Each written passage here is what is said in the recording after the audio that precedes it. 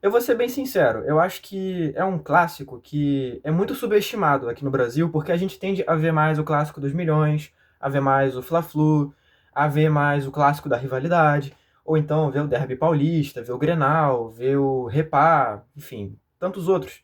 Mas o clássico entre Botafogo e Fluminense é um clássico interessantíssimo. Do ponto de vista histórico, reúne duas equipes que, no que tange a nível de importância estadual, para o seu próprio estado, claro, tem talvez um papel muito parecido. O nível de torcida, tamanho de torcida, contingente de torcedor, eu não falo isso de forma pejorativa, é muito parecido. No nível assim de construção histórica das equipes, no sentido, por exemplo, de ter tido um grande ano na sua história, como foi o 23 do Fluminense, como foi o 24 do Botafogo, é muito parecido. Compartilham entre si vários ídolos, então a gente subestima muito. O fato também de que o Botafogo tinha uma das maiores sequências de paternidade, como a gente diz no dito popular, sobre um rival em relação ao Fluminense. Eram 8 jogos seguidos sem que o Fluminense vencesse o Botafogo. O Botafogo, que nesse recorte todo, estava até na Série B no início dessa coisa toda, e agora, já passada toda a euforia de 24, tá meio que capengando. Enfim, o Fluminense volta a vencer. Por um outro lado, o Fluminense, que é superior, né, soberano, aliás, na estatística geral do confronto, acho que são 20 e poucas vitórias de diferença. Então, enfim, muita coisa em jogo. E aí, sobre o momento atual, a gente fala do Fluminense que tá numa nova era de treinador, né? Na última semana teve que se despedir do Renato Gaúcho, não pela sua vontade, né? O Mário Bittencourt não queria isso, vamos dizer assim. O Renato pediu para sair.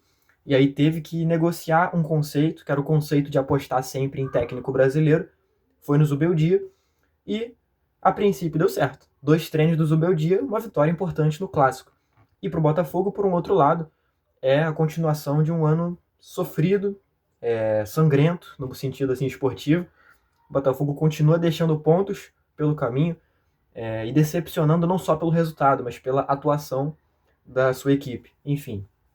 E aí, falando sobre o clássico, o Fluminense não teve um desempenho encantador, não foi um Fluminense que foi completo taticamente, e nem haveria por que de ser, afinal, como eu disse, foram apenas 2 treinos do Zubeldia, né?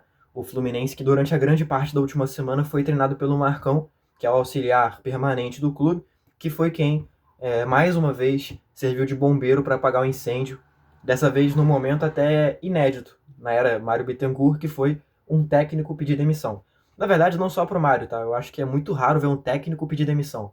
Aqui no Brasil eu não me lembro de caso recente, e vou até além, assim, nos últimos 20 anos, eu não lembro.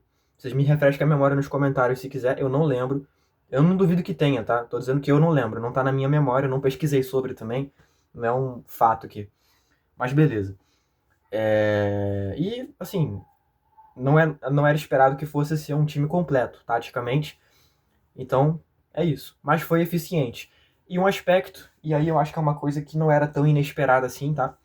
Até pelo contexto pessoal que existe em torno disso, o Zubeldia tirar o Everaldo do time titular e trazer o Germancano. É um debate que é muito válido que exista. Por quê? No que tange a profundidade do que o jogador entrega no campo tático, o Everaldo é mais jogador do que o Germancano. É um jogador de uma movimentação melhor, é um jogador que faz um bom pivô, é um jogador de maior estatura, de maior imposição física, e que apesar de errar muito com a bola no pé também, perto do Germancano ele é muito melhor. Acerta muito mais passes, tem mais repertório, sem ficar limitado a empurrar a bola no gol. Mas você vai esperar isso do camisa 9 ou você vai esperar que ele faça gol, né? É um problema, por exemplo, que o Vasco vive com o Verratti, porque o Verratti não é esse cara de tabelar, de movimento e tal, de passe, etc.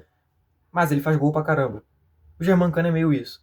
E aí que eu falo que há um contexto pessoal por trás, o Zubeldia já treinou o Cano, inclusive na primeira experiência de técnico do Zubeldia e na primeira experiência como jogador do Germancano, que foi pelo Lanús, né? Os dois se encontraram no Lanús, o Cano tinha acho que 19 para 20 anos e o Zubeldia 27, era um técnico super novo. Então ele já conhecia o Cano desde essa época, né? E aí voltaram a se encontrar, a trabalhar juntos, né? Pela primeira vez aí desde esse tempo todo. Há uma confiança, não tenho dúvida. Mas acho que mais do que isso, a confiança também de que você priorizar o cara que faz gol do que o cara que, no que tange talvez a complexidade tática, vai te agregar mais. Veja, o Cano tem sofrido em fazer gols também. Não é o melhor ano do Cano. Mas um ano baixo do Cano é um ano de 20 gols, sabe? O Everaldo não tem 10 gols marcados pelo Fluminense na temporada. Então é isso que tem que ser levado em conta. No fim das contas, quem mais entrega resultado. E o Cano entrega. O gol do Fluminense para abrir o placar foi com o Germancano. O primeiro gol dele há algum tempo, alguns meses, né? Então bacana ver o camisa 14 voltando a performar.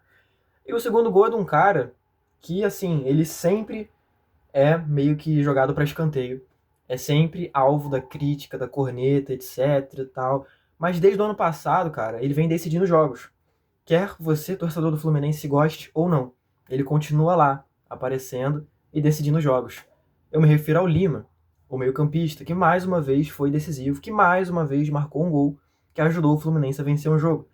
Ah, mas o Lima, ele fez uma atuação muito ruim no tal jogo e tal. Eu concordo. Tem nenhum jogador desse time do Fluminense que você vai olhar, talvez o Fábio, mas acho que nem ele, que você vai olhar e vai dizer assim, olha, as quase 40 performances que esse cara teve no ano, todas foram boas. Claro que não. Então não tem muito o que fazer. Mas assim, o Lima é um cara que eu vejo que a galera joga pro escanteio com uma facilidade absurda. E eu acho que não deveria ser assim. Eu acho que o Lima tem muita coisa interessante pra agregar. Eu acho que isso tem que ser levado a sério. Mas enfim, sobre o Botafogo, cara, recados assim. É um elenco desgastado mentalmente, sabe? Você vê que não tem criatividade, não tem proatividade, você vê pouquíssimo brilho individual. Os jogadores pouco ou quase nada conseguem agregar ao jogo, ficam limitados ao plano tático, que por sua vez é limitado também. Então, assim, no fim das contas, é um Botafogo medíocre, incapaz de criar. E eu acho que fica evidente cada jogo que passa que a montagem desse elenco foi equivocada. Algumas vitórias recentes serviram para levantar um pouco esse astral, e normal que seja assim, e tomara que tenham muitas dessas, para que o torcedor não fique tão ferido. Mas a verdade é que é uma equipe frágil, é um elenco mal composto. Assim, você repor o Rei da América, Luiz Henrique, com o Arthur, erro crasso. Você repor o melhor centroavante da América, Igor Jesus, com o Arthur Cabral, erro crasso. Você confiar totalmente sua equipe, a produção ofensiva dela, a um já envelhecido Jefferson Savarino, erro crasso. A manutenção do Marlon Freitas como principal pilar do meio-campo do Botafogo, para mim, erro crasso. Não que tivesse que escantear o cara a todo custo, mas você depender dele, que é um jogador que já mostrou nos últimos 2 anos, assim, deficiências técnicas latentes. Por exemplo, o Marlon não é um bom defensor, longe de ser, e é volante. Você tem que ter um cara que consiga trazer mais solidez defensiva. E aí você aposta no Alan, aí você apostava no Gregório, que já foi embora. Você apostava no Danilo Barbosa, que também já foi embora. De vez em quando aposta no Danilo, enfim. Muita coisa mal pensada. E aí também tem um pouquinho de falta de sorte também. Assim, o Vitinho teve pelo menos uma ou duas chances claras de gol. E, cara, inclusive é importante observar como que o Vitinho toda hora é posto na cara do gol. Eu acho que é o lateral mais, assim, beneficiado nesse aspecto do jogo que eu já vi. Talvez em meu pouco tempo de carreira, assim, porque toda hora ele tá na cara do gol. Só que é inversamente proporcional à capacidade dele de chutar o gol, porque ele perde gol pra caramba. Enfim. E fica feio pro Textor, que vai agora, mais uma vez, ter a corneta contra ele levantada, né?